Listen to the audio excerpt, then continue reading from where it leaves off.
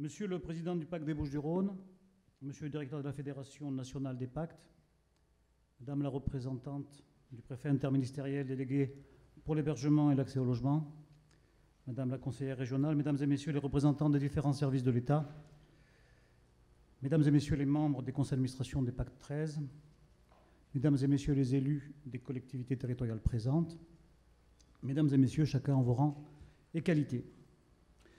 Je dois d'abord excuser M. Gaby Charoux, député maire de Martigues, qui se réjouissait de voir vos travaux se réunir ici et qui souhaitait vous accueillir personnellement. Il est malheureusement retenu sur un autre chantier. Et c'est donc à moi qu'il revient l'honneur et la charge aussi de vous accueillir en leur nom et de vous dire 2 mots de bienvenue.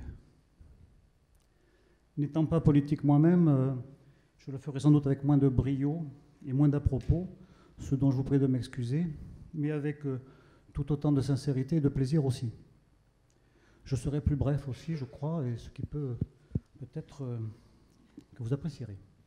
Alors, plutôt que de déclamer le long dithyrambe mérité sur le pacte 13, auquel vous vous attendez sans doute, du fait de l'excellence de son directeur et de ses équipes, je vais plutôt rappeler brièvement ici l'histoire déjà longue des coopérations entre le pacte 13 et la ville de Martigues. C'est, vous allez voir, un mariage de raison en même temps qu'un coup de foudre. L'histoire commence véritablement en 1988, je crois, et à l'époque, la ville est engagée depuis longtemps dans un vaste programme de requalification du centre-ville qu'elle appelle Martigues en couleur. Dans ce cadre, elle met en place plusieurs actions. Elle subventionne les propriétaires privés qui souhaitent réhabiliter des immeubles. Elle majore les subventions de l'ANA. Elle aide au montage financier. Elle aide à l'installation des commerces. Dans ce cadre, le pacte assume la mission de conseil, d'accompagnement, des soutiens aux propriétaires privés dans le montage des différents dossiers de subvention. Enfin, au fil de l'eau, la ville achète des immeubles à la vente, souvent en état d'indignité. Ces immeubles sont parfois vides, ils sont alors murés et parfois occupés. Ils sont alors donnés en gestion à la Sémévim, qui s'acquitte au mieux de ce patrimoine difficile. Très rapidement, cependant, il apparaît que la SEM ne va pas pouvoir gérer ce patrimoine. Elle n'en a pas le savoir-faire, occupée qu'elle est à construire du logement ou à l'aménagement de ZAC. Nous sommes alors en 2003-2004, et très vite, les contacts sont pris avec la direction du pacte, dont nous savions la compétence, et il est proposé à celle-ci le principe d'une intervention globale sur le patrimoine municipal. L'opération ainsi envisagée concerne une quarantaine d'immeubles et à peu près 80 logements, soit quasi la totalité de l'ensemble du patrimoine de la ville sur le centre-ville. La première tranche de bois réhabilitation est signée autour de 2005. Autant dire qu'il n'y eut pas de galop d'essai, seulement une confiance réciproque acquise depuis longtemps et une volonté commune d'aller vite et bien. Je me dois de remercier au nom de Monsieur le député maire, Monsieur Affringue, directeur du pacte, qui a su répondre à cette proposition qui n'était pas sans risque et sans enjeu financier pour le pacte. Alors bien sûr, les coups de foudre pour durer ont besoin de raison et la ville a su doter la mariée des subventions d'équilibre légitimes, nécessaires et suffisantes. La mariée n'en fut que plus belle, je crois. Et 7 ans après, à peine, ces 80 logements sociaux en PLAI qui ont pu accueillir 80 familles et 40 immeubles complètement rénovés en centre-ville. Je crois que ce matin, certains d'entre vous ont pu constater de visu la qualité des logements sociaux qui ont été produits et j'espère que vous aurez apprécié également le soin particulier et l'attention minutieuse qui a été nécessaire au maître d'ouvrage pour réaliser du logement social très normé dans un cadre parcellaire et urbain très contraint.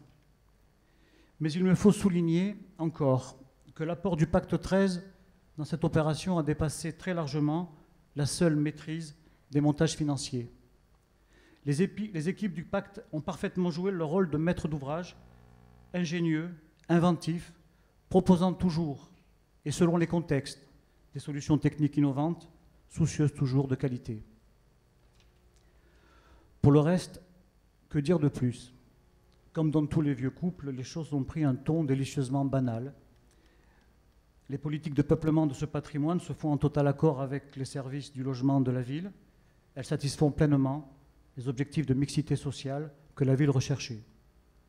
Le pacte assure, sur ces publics parfois difficiles, une gestion de proximité à laquelle nous sommes à Martigues particulièrement attachés. Et l'ouverture sur Martigues d'une antenne décentralisée du pacte à compter de 2009 a bien évidemment servi cette exigence de proximité.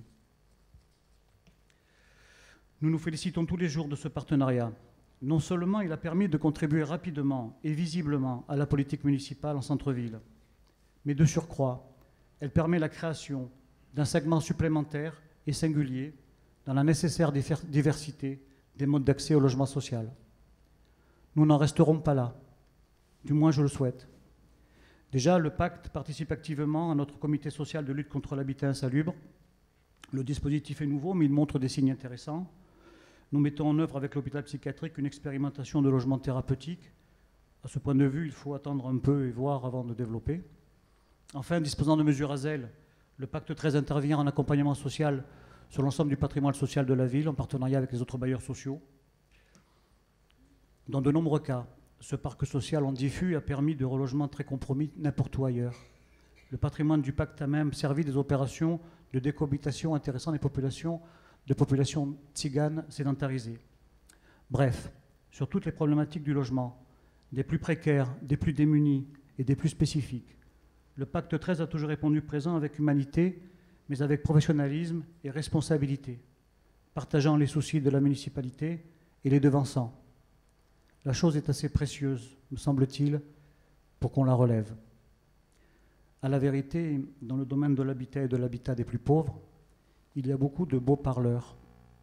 Et quand ils montent le son, ça nous fait des hauts parleurs. Ils sont malheureusement assez peu nombreux, ceux qui silencieusement et humblement mettent les mains dans le moteur. Alors je ne sais pas ce que la ville de Martigues et le pacte feront demain de ce coup de foudre raisonnable et qui dure.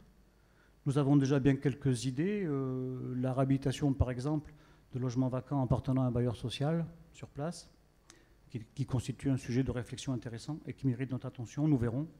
En tout cas, après 20 ans de vie commune, nous pouvons d'ores et déjà nous dire quelle belle jeunesse nous aurons eue. Voilà, j'ai pour moi dit l'essentiel. Je souhaite vivement que l'expérience de Martigues donne à d'autres l'envie d'un coup de foudre avec Pacte 13. Il me reste encore à vous souhaiter de fructueux et constructifs échanges cet après-midi. Je vous remercie.